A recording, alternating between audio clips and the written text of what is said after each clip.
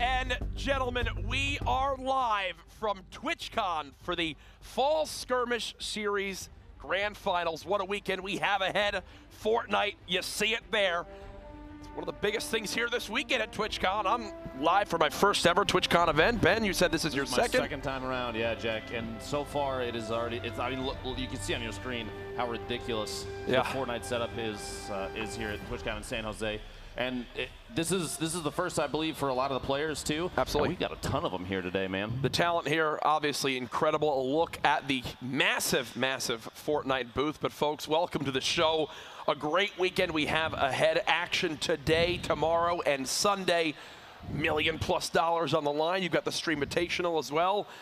Myself, Courage, joined by Dr. Lupo. Ben, it's good to be back again together, and we're going to have some fun this weekend. It feels right. Well, it feels right, Jack. Oh. Especially here, we have, like you said, $1 million+ on the line. Yeah. We have the previous 5 weeks of the Fall Skirmish were played from the comfort of these players' own homes, but now we're here in San Jose. Yep. We have talent like you would not believe, and the excitement is, I can feel it, dude. I just want to see gameplay already. I'm ready to go, man. For sure. So much money on the line throughout the Fall Skirmish Series, you know, pushing towards $10 million across these weeks. And now to finally be here, it is absolutely great. We've got a packed schedule for everyone at home.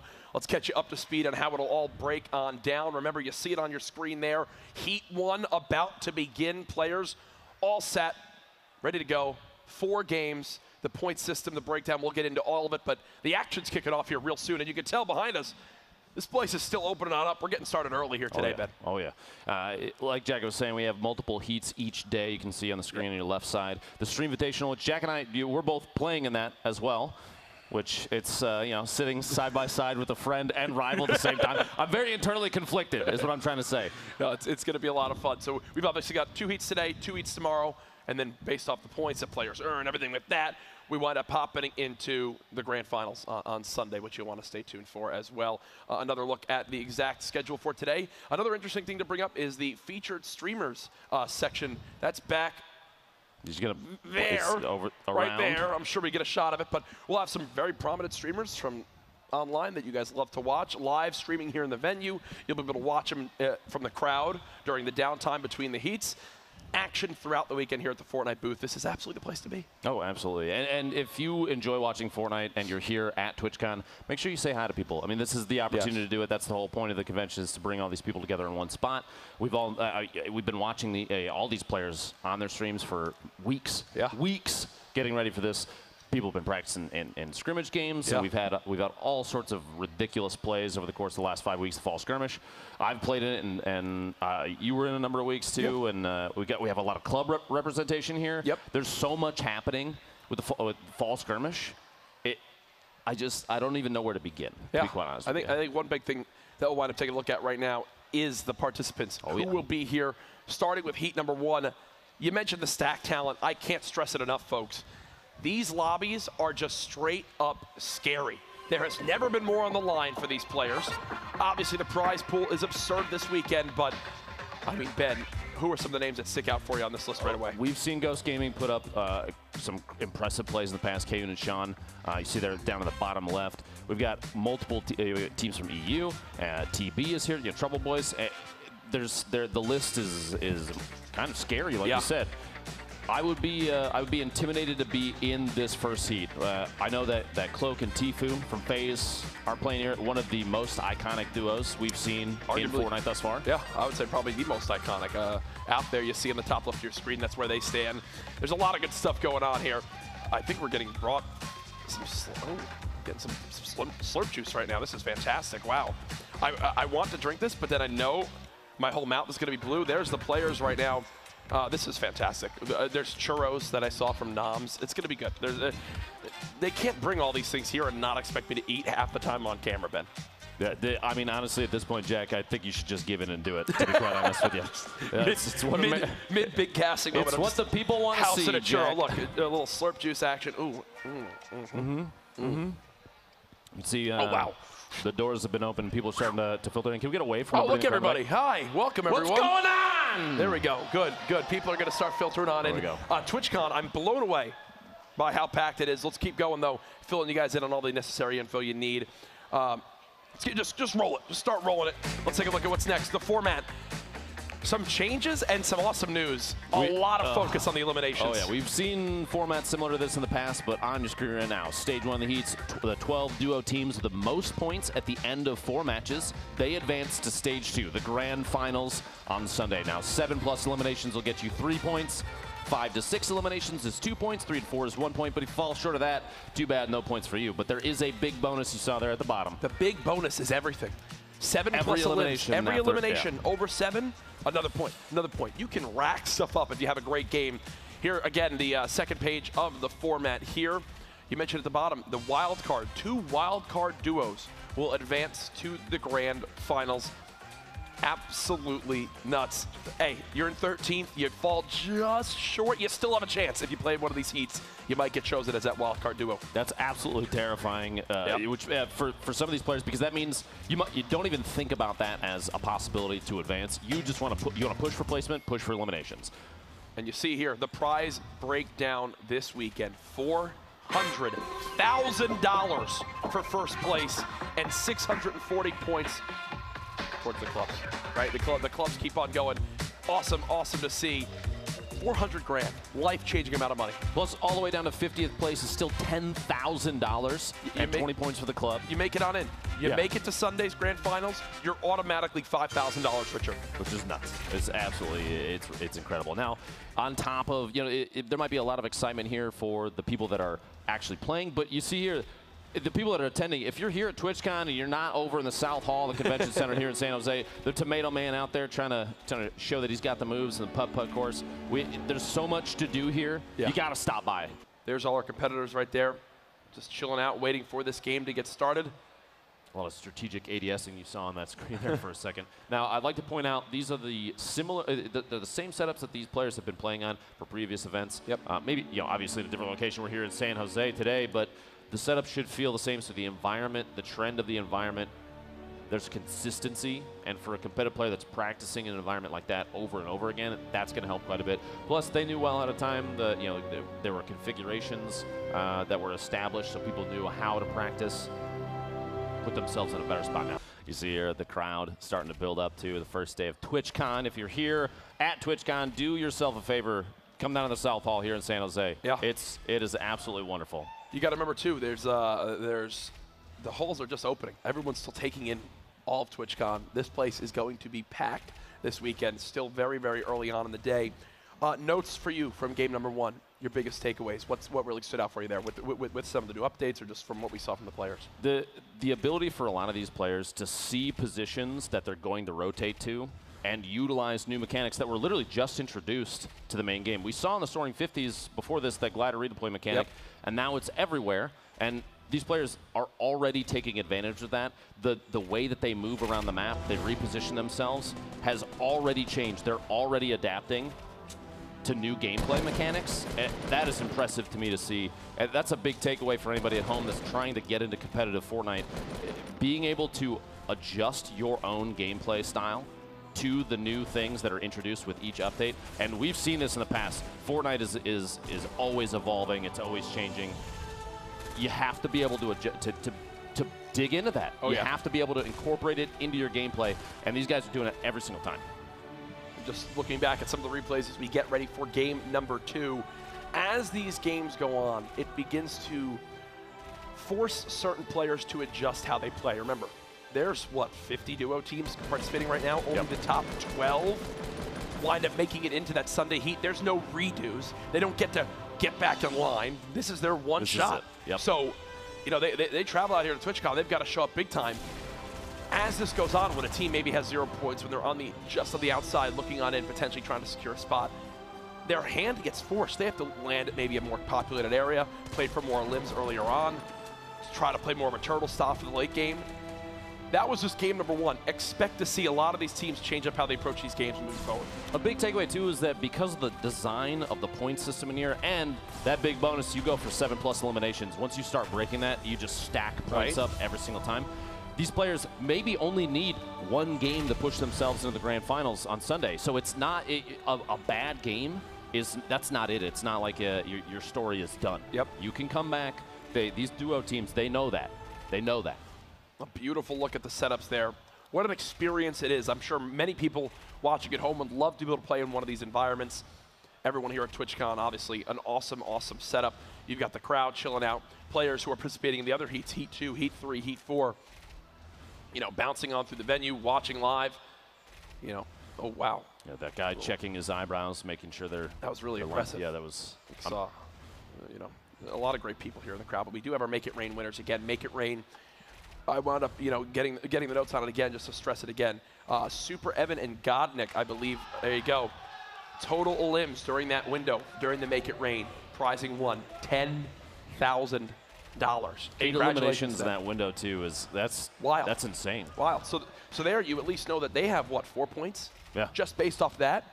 Not a bad spot to be in again for that team as well. The Make It Rain awards $10,000 to the duo with the most eliminations during the 3rd and 4th circle. If no eliminations occur during that time, the prize rolls over into the next match. Obviously, we're going to go back and reset with the $10,000. Any unclaimed prizing rolls over to the grand finals. So it's one of those things where, let's say no one winds up earning any of this money in these heats. You could see stack it up in the grand finals. A massive Make It Rain bonus in the grand finals, which I wouldn't be against it. I feel like at that point, when the players know that that bonus is that strong, is that big, you're going to see people go out of their way to secure that. You'll see people change their play style entirely, especially in a competitive setting where people are often building up and securing their little bases. You'll see people push out and maybe get a little aggressive. Oh, for sure. Maybe start shooting at other teams a little more often than they would. I love seeing more of the elimination bonuses coming on into play because it just forces players to get a little bit more aggressive, forces players to seek this action. Anytime I've ever played in the skirmish, I've got to do it with one mindset. We are going for elims. I'm not really focusing too much on actual placing. I'm gonna be honest, Jack. If that Make It Rain bonus hits 100,000, let's say, I'm going to participate. I would throw myself at teams for that. I would. Yeah. It changes, you know, how you look at it, where it's like, hey, the total prize money for this weekend is, you know, first place is $400,000. But if we get the most elims in this game right now between the zones 3 and 4, and we win 50K, 100K, I'm risking it, baby. Yeah, I'm going for it. Absolutely. Any movement I see on the map, any one by one, I'm just sprinting into it. That's all I'm doing. As again, we appreciate your patience as we get ready for game number 2. Want to make sure all players are sorted on out. Other big names here this weekend. We're obviously looking out for the Liquid Boys. You know who's coming out from there. Ghost, one of the great Fortnite organizations involved. We've seen a lot of top players from them. Some heavy hitter names in play, and then obviously the Stream Invitational on Sunday. You and I will be participating. A lot of fantastic streamers and content creators will be involved as well. There's a bush walking around in the crowd. I don't see anything, Jack. My bad. Yeah. It's a potted plant, I think. Yeah. Look at the mobility on that thing. It's brilliantly done. One of the stories I look forward to seeing over the course of the heats and hopefully the grand finals, assuming that they play well enough, is we saw at PAX, Aiden and Nick Merckx were fierce opponents, and I heard rumor that they're teaming. Yeah, no, it's not rumor, it's true. That you can't beat them, join them. The coming together of two absolute, they're slayers. We've seen what they've done even against each other in Tilted Towers. Both controller players, arguably some of the best, if not the best in the world, and they're expect some ridiculousness. And if anybody else lands in Tilted, good luck. There's been a lot of updates too to controller play since that event in regards to the custom mines you can wind up now setting. You can have different sensitivities for when you're having your weapons out versus when you're having your build out. It's nuts to see. You know, the edit speed is quicker now. Oh yeah, the instant edit has changed things substantially. Don't count them out, man. I'm excited. Yeah, we have a sheet here with all like the players and everyone involved who you should look out for. And notable duos. When you just go to page 1, notable duos, Aiden and Nick Merckx, the biggest billing I think for anyone this weekend. The story that we saw back at PAX, the meme of Aiden's towers, Nick's towers. You know, Nick's towers.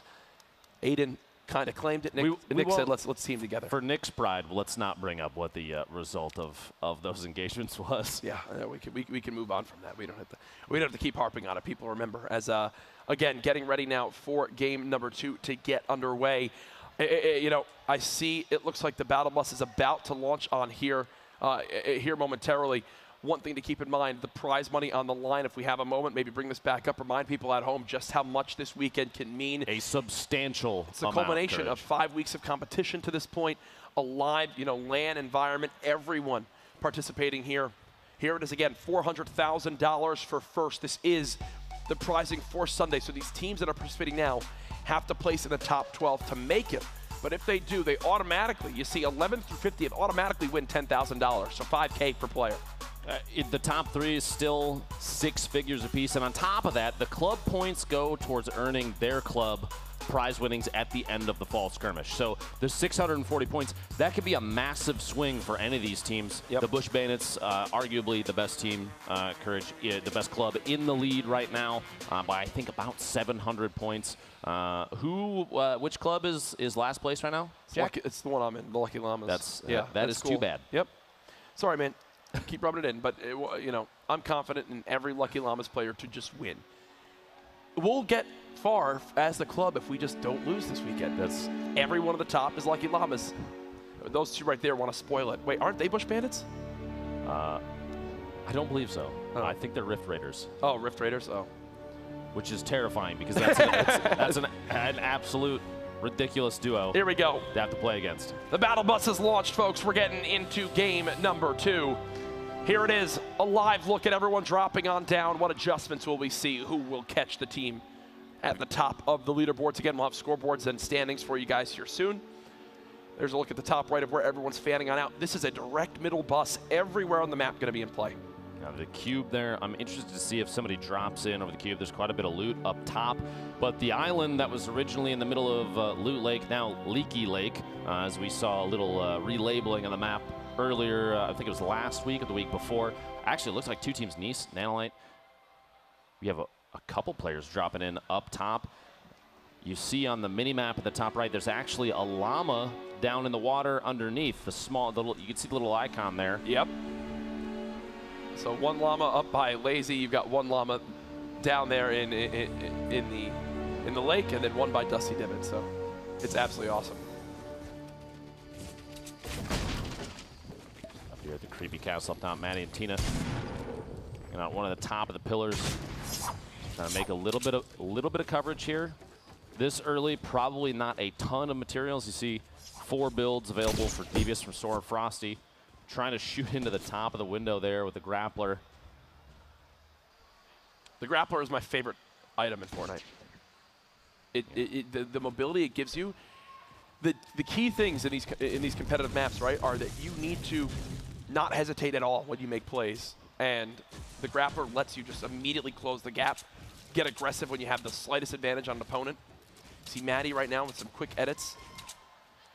Cover herself a little bit as she's trying to push up, get as much material as possible. She ran out there just building that last ramp, but she's gonna have to defend herself shortly here. Hopefully she has a top down. Maddie engaging. Devious gets a shotgun shot off. A little bit of damage, but they still have shield. Frosty, Devious. Little resource sharing there inside the bottom of that pillar. Not a lot of aggressive play here, only because I'm assuming the material count is so low this early. These 2 teams landed directly on top of each other. Got to build up that little 1-by-1 on top of what's already built, the natural cover there. Frosty getting, looks like 18 damage off of that mini he just got done popping. You mentioned low materials. Frosty literally had 6 brick when we swapped to this perspective. 2 builds available now. Only 7 shotgun shells, 5 bandages. Resources this early are so low. It's going to be a very chess-like gameplay between these 2 teams. And who can get that one shot? Who's going to make a mistake first? The 20 damage, long-range shotty shot there. The loot at the castle is already pretty, scarce. And now to have to share it with people and not even have the chance to really actually loot it yet. It looks like they're going. They know they're split. They know they're split. They're diving right onto Tina. This is a brilliant play. What did I mention about the grappler? It lets you immediately decide, I'm going. And right there, they recognize that 1 player, I believe that was Maddie, got too far low.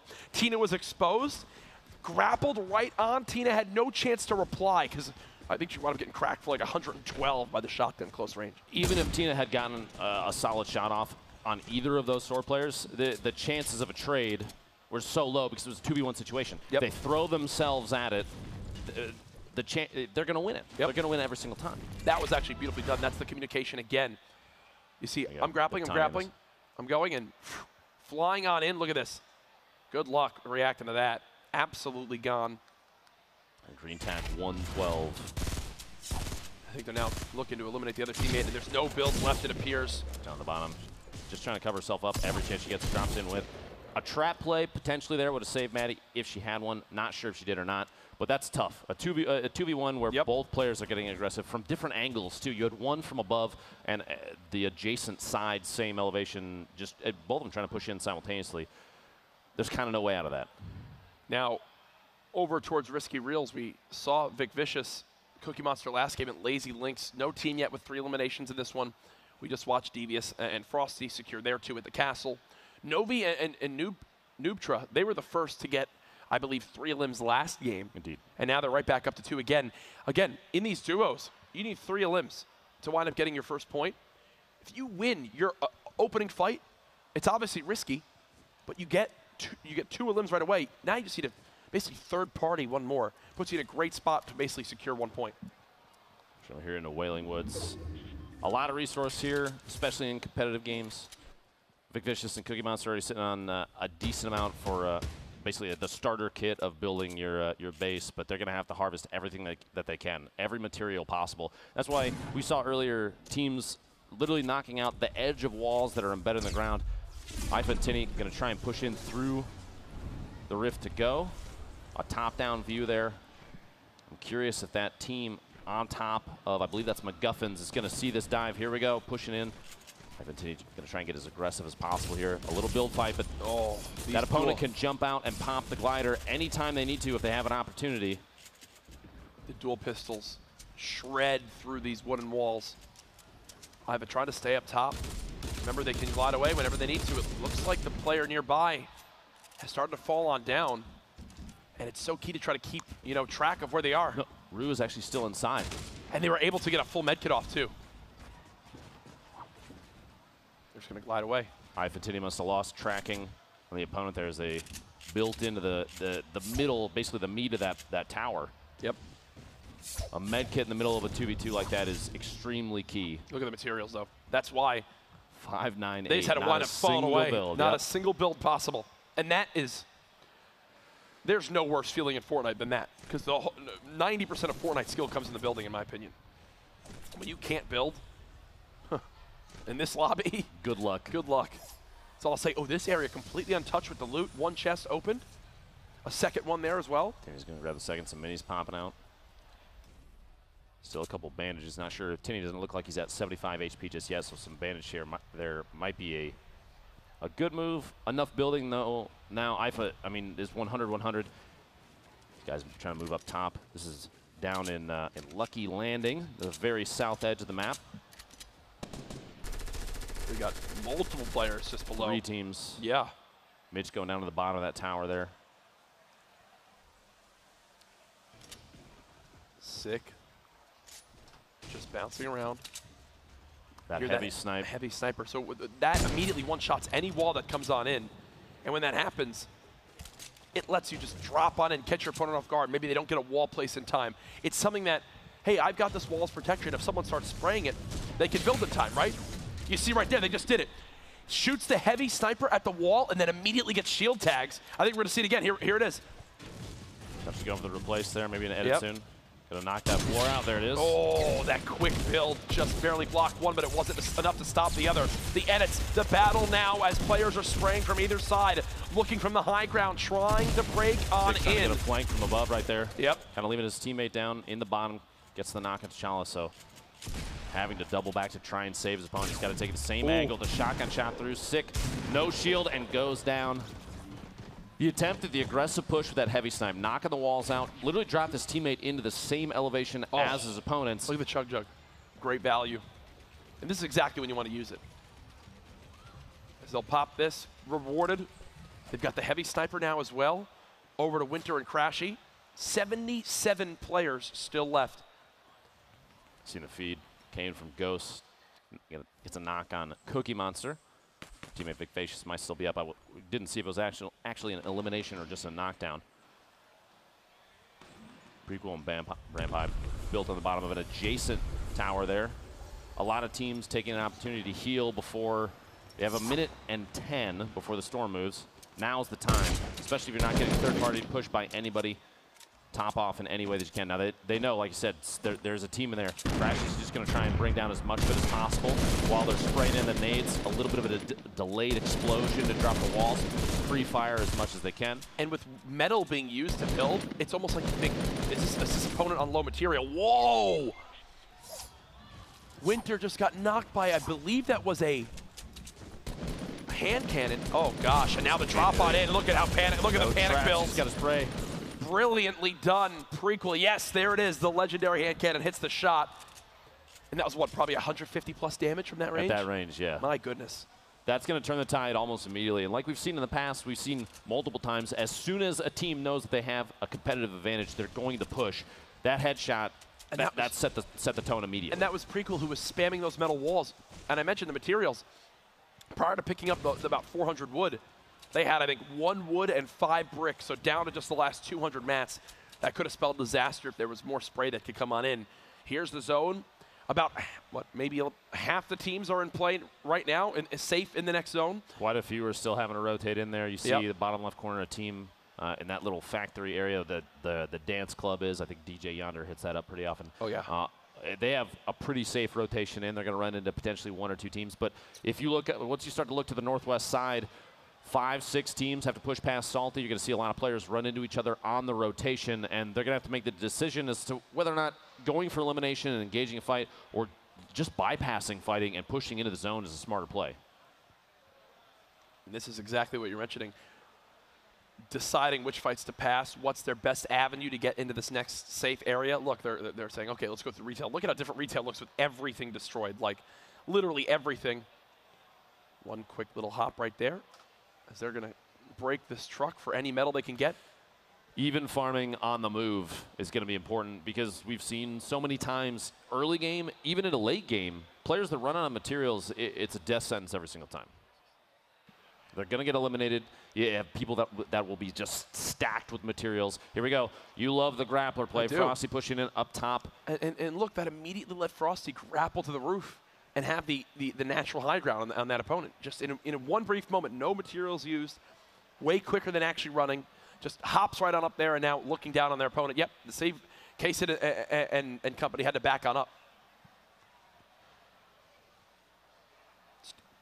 Still not safe, though. And again, 25 seconds away from Make It Rain. $10,000 more up for grabs for the team that gets the most eliminations in zones 3 and 4. Now, last game, 8 eliminations was the count that determined who won that $10,000 Make It Rain bonus. But depending on the circle placement and how these players are playing over the course of their heat, things might change. 8 eliminations might not be what's required in this next one. It all depends on play styles. You're going to see some grenades coming in, and there it is.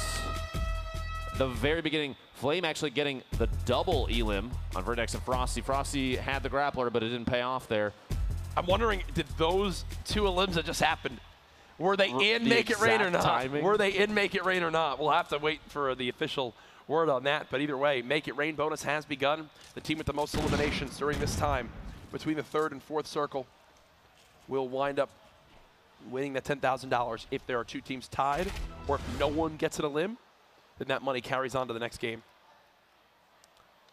It looks like this was from, okay. We just want to show you the glider. Very beautiful glider. Case and Cowboy looking to their west right there, trying to see that edit and replace, immediately repairing it, makes it just so they can see through. The stink bomb coming, pushing Case it back to the back of his little tunnel right there. Mitro. What a fantastic inventory for Mitro. 2 elims so far. You got minis, bandages, grappler, everything you could ever want. Ifa and Tinny here. There's Cloaksy in the feed, knocking out Risker from 100 Thieves. Minis now will be popped. Noobtra and Novi just went down on the feed to 2 players from Hero. Even our high elim players are getting knocked out relatively early. Some of these games, just because positioning can be tough, depending on the circle rotation. Now, fighting out in the storm here. Majin goes down. Tinny, the knock. There's no way they're going to try to res. No way. The storm. It's a very long distance rotation here. Oh, but they're still down. And they quickly tapped escape there to bring up the scoreboard. 4 limbs in total. That was not enough to secure another point. 1 point, though, it might be all it takes, just depending on the placement relative to the other teams. Well, they already had points from last game, too. Exactly. If you remember. So they're still in a fantastic position, continuing to get points on the board. Here comes the rotations now as everyone beginning to soar on forward. You see that was Mountain quickly editing that pyramid. The pyramid is one of the it's one of the signs of a player that I feel like you see a pyramid begin getting built when you're facing them and you're like, okay, this person, they're above bot level. Is that the nice way to say it? I don't. You said it, not me. Yeah. Let the record show. But you're not wrong. Players that know how to layer the floors as they're building, whether they have a height advantage over somebody and they're trying to build it in the zone, they'll put the a flat surface and then a pyramid, flat surface, pyramid, just to try and make progress forward. That doubling up kind of secures any shots from above or below. They don't have to worry about a push from any direction other than maybe potentially their sides. Jammies. Just trying to build his way into the safe zone there. That's rough. Godnick in the feed, taking Roto down. Shade taking Godnick out. 2 minutes and 22 seconds remaining on the Make It Rain bonus. Oh, that's you're not able to walk through that wall. There you go. Now they found their way out of their own build. Tunneled themselves in. Oh, getting gosh.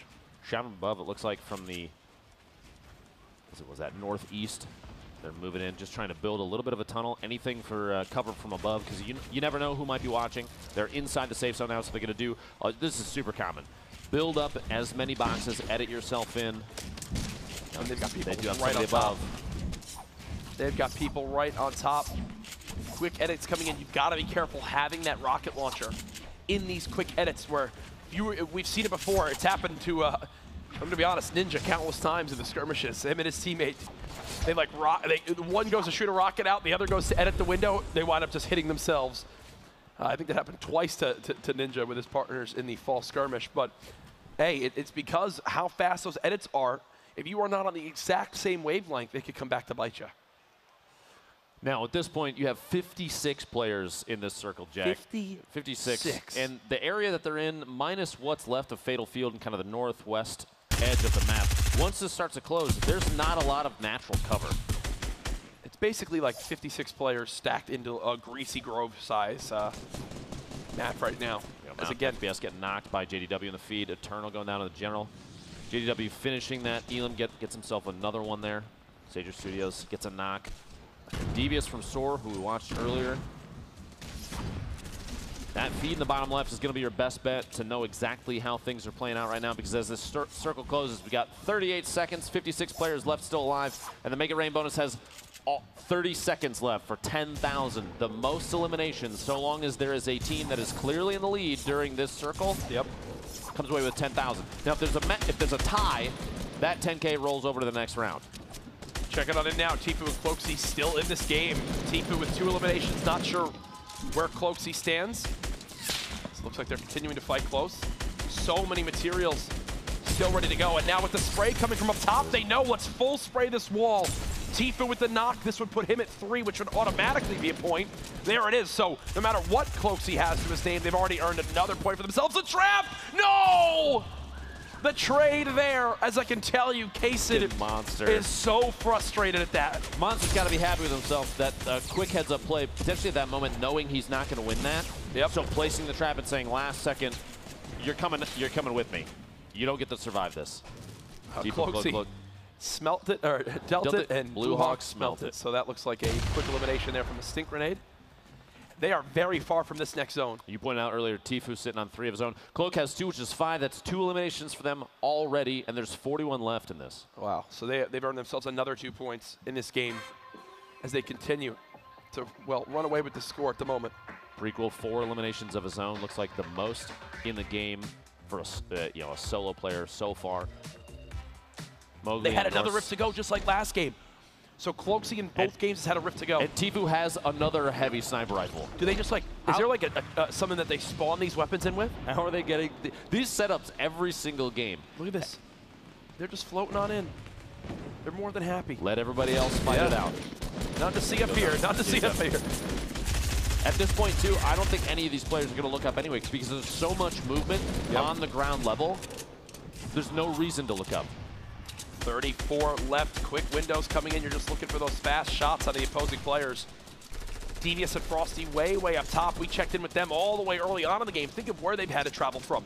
They went from the castle in the northwesternmost part of the map now to right around Fatal Fields. It looks like they'll go ahead and try to finish this elimination. There it is. It's at least 1 point on the board for Frosty and Devious. We've seen these two players from Hero in the feed quite a bit. Icy taking 3 full out in the feed. FPS getting Emperor from Envy. 30 players left, 20 seconds till this next circle, and the circle is going to start to move. Uh-oh, low on ammo for these players. If they're having to split like that, and already they only had around 100. It's the one player's name. Here we go, Mowgli and Sorn. Wow. Now inching forward, 5 seconds. This is where, to be honest, everything just goes insane. Looks like maybe a 1v1 there against Sean, stuck up above Cloak. Tfue trying to box himself in, put himself in a good position. He's got the grappler. One of the best parts about the change with the glider and the grappler together is you can grapple towards the surface, fly past it, and deploy that glider. Yep. You don't need a structure to jump off of necessarily. You can do it off of a tree, anything that's already freestanding. You have a lot of mobility options with that. So Tfue was in a great spot because of it. He just has to make sure that his position as he's flying in, he's got to watch for these rotations. We've seen players, they're not looking up necessarily, depending on what's going on around them. So he doesn't have to potentially worry about getting shot out of the sky. But you've got, this is the scene on the ground, and I don't blame Tfue and Cloak for avoiding it completely. Yeah, no, everything just going crazy. 15 seconds till the zone closes, and look at how fast it's moving now on that mini-map. Everything closing on in. Tfue down to just 19 HP. They're on the low ground now. This is looking like a rough spot for this duo. No healing to Tfue's name. No idea if Cloaksy has anything. Let's see if there's a quick pass off here. Doesn't appear so. I think they're out of healing, out of builds now for Frosty. He's stuck. One more zone to go, 27 players left. Very good. Just waiting to see who rotates out here. The number of little boxes and bases being built up. A lot of really solid shots from Frosty there. Knows that player has no shield now as soon as he saw the yellow, that crit damage pop up. But look at the number of players still in the field here. Tfue and Cloak still trying to make their way through. You see Sean from Ghost, very low, actually gets eliminated right. Tfue's on high ground. Right as I say it. I think they're all trying to fight Tfue for high ground. As there goes Cloaksy. He gets chunked. Frosty from Devious. Tfue all by himself, potentially the very top of the map right now. Hopefully he's out of nobody looks up. That's why he's not building the pyramids in that moment too. He's worried the most right now just about making it into the zone. He can't secure his own builds. And there you go. This is the high. How does Tfue always get here? Look at this. How does he always get here? In his mind right now, he's just looking to trim the fat, get rid of as many players as possible. He's not going to win a heal off. He needs to basically handle the rest of the lobby by himself with the help of everyone else here. Or let them handle each other. That's basically what's happening. He doesn't necessarily have to shoot down. If they're going for placement points too, there's 10 left, 9 left as I say it. Giganza goes down. JDW, the 2 players from Hero, 6 eliminations. Wow. Already to his name.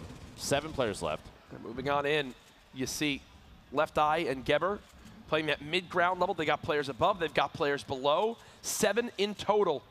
This is where your hand is basically forced if you're a player that can't win a heal off. Hero, they're playing low ground because guess what? They can't build a single wall. 40 seconds left on this zone. It's slowly closing on in. We know Tfue can't heal. We know he's got to make some sort of play to drop on down to potentially either stay alive and just hope people forget about him up top. I don't know if you noticed, but Tfue's actually letting them build his floors out underneath him. He doesn't have anything left to build with. He has to let somebody else secure his own platforms, and they're doing that. Maybe they don't realize he's up there. 4 left.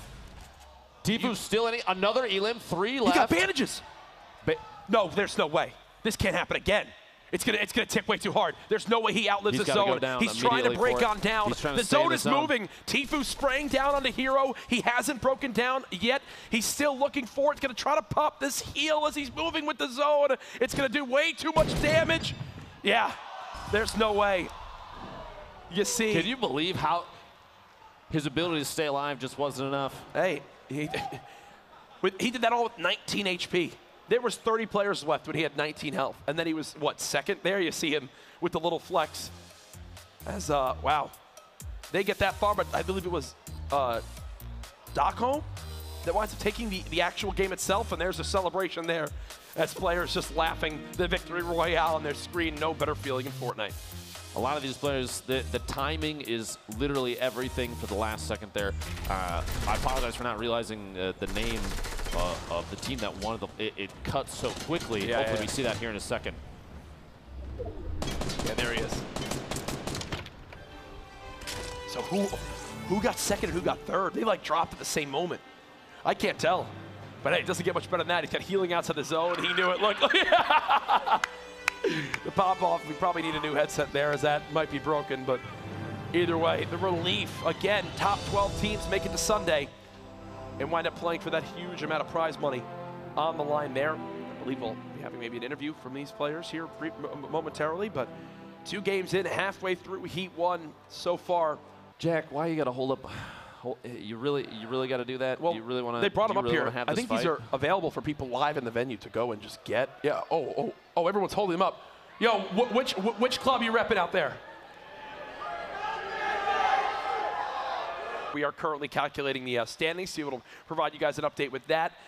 I'd expect Tfue and Cloaksy to be up top at first, obviously. You never know, though. We saw in the first game 8 eliminations during the Make It Rain bonus. That right there is 4 points for that team without even placement being calculated on top of that. So you could have people that maybe that we haven't even had our eyes on too much.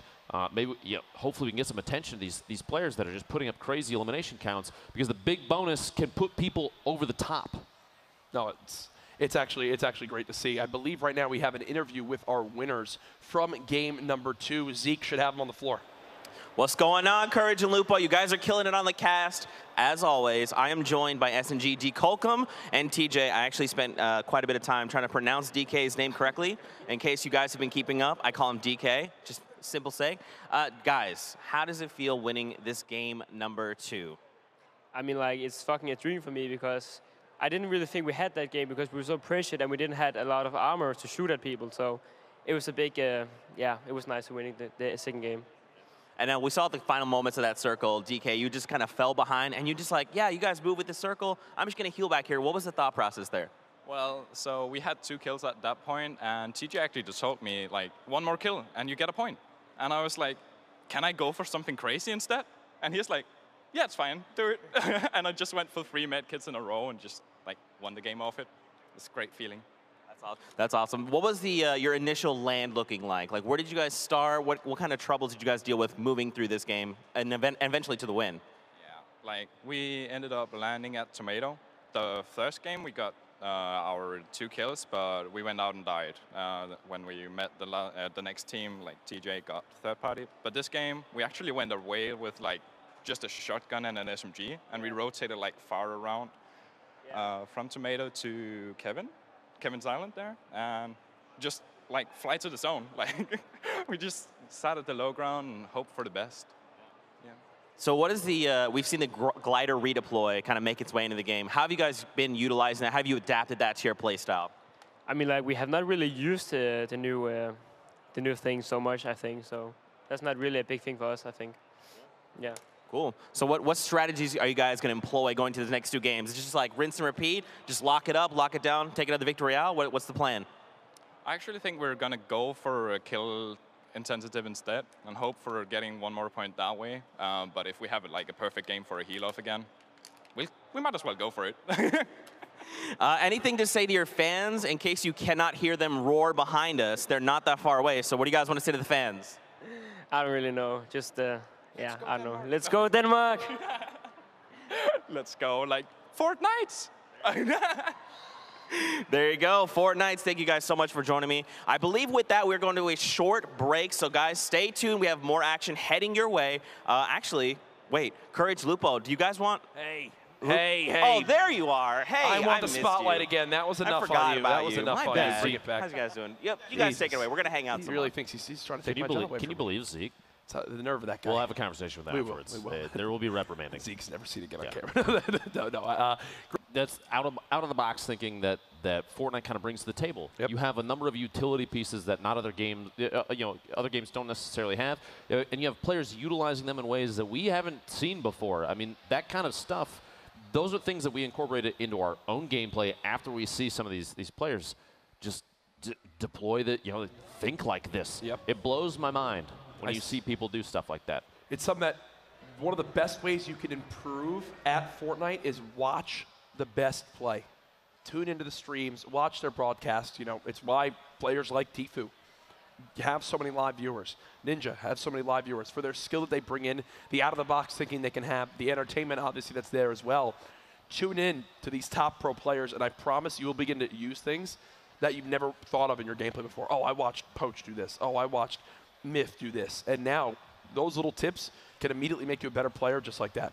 Even you know, any free time like that, practicing is a huge piece too. You have the playground mode. If you feel like your building is slacking, which I mean, I've worked on my building in playground quite a bit now because of the addition of all of the things that they give you access to and how fast you can get into it. There are utilities there. And players can take advantage of those things to do everything that they can. Because, like we were just talking about it, anybody can win these. Yep. You can show up to one of these events and get registered and get in, depending on the format, how things are done, and make a name for yourself in a big way. Yep. No, in front of a lot of people. A lot of these guys, you see some of these players who have now been signed to organizations literally have become players in the scene because of their building in playground. Like some of the clips that they had, right? Yeah, like how fast they can build, some of the 1v1 build battles they get into. It's one of the best ways to know, like, in a scenario where, hey, what happens when I lose the high ground? What happens when I have the high ground? What are the best edits I can, you know, employ to get the advantage on my opponent? And that's a lot of where you learn is through playground. You set it on up. You know, every fight's a build battle. Then these guys hop into scrimmages. They hop into now, you think of the in-game events that have been going on, another great way to begin to build yourself up. Try practicing on a more competitive style. Those little online, you know, in-game tournaments, those events, sure, they're not maybe the quality of skill that we see here this weekend, but it's a stepping stone, and that's how a lot of these guys have gotten to this point. I feel like Fortnite does it in a different way, too, because they're always evolving the game, like I mentioned earlier. You have the addition and even removal of certain mechanics that have defined a play style for a while. And so they're putting competitive players in a position where they have to adjust on the fly to how the game is intended to be played. Whether you have a bounce pad or not available in the game, and they take a soaring 50s mechanic and bring it into the entire game, be able to redeploy your glider and fly through the air. Yeah. You've got, right now, shockwaves aren't available in competitive play for this event, and so players have to adjust every single time a change is made. They have to think on their feet, and I think that sets the top-tier competitive players apart from everybody else because they show that they can do it. Yeah, no, 100%. There's so much that goes into these Battle Royale competitive games of thinking. It's not like, oh, it's me versus one team, like some other competitive games. I've got to think of me and then 49 other duo teams and where they can be. In those final zones, you not only need to be thinking of where you are, where the zone's going, what you're hearing around yourself, but you have to be wary of potentially 20 other teams at that time when the zone is that close who could all turn and snap onto you in a moment's notice. Exactly. You expose yourself a little bit too far for one step, and people realize that looks like a free elimination. You will get sprayed at by 10 players in one moment, and I can promise you it will not end well. We are currently just awaiting the updates for the standings at home for you guys. Obviously, we want to see them too, so we appreciate your patience as we'll have these in here momentarily. I know that the lobby seems to all be set up as we continue to move on forward. Either way, though, if you are live here this weekend at TwitchCon, remember this is the 4th ever TwitchCon, come on down, take a look at this. Not only is the competition obviously the huge kind of center of this, but there's a lot of stuff to look forward to. We are going to take a brief break here. When we come back, we'll have the updates for you guys in the standings. Games 3, don't go anywhere.